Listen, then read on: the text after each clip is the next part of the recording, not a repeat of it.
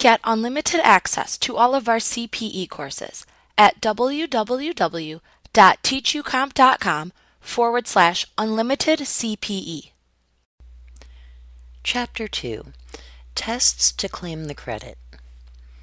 In order for a taxpayer to claim the credit for child and dependent care expenses, the taxpayer must file Form 1040, Form 1040A, or Form 1040NR.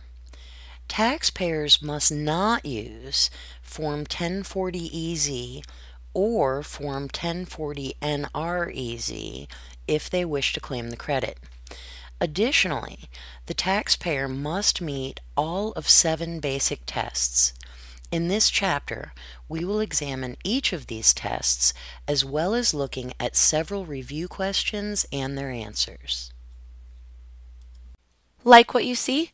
Get unlimited access to all of our CPE courses at www.teachucomp.com/unlimited CPE.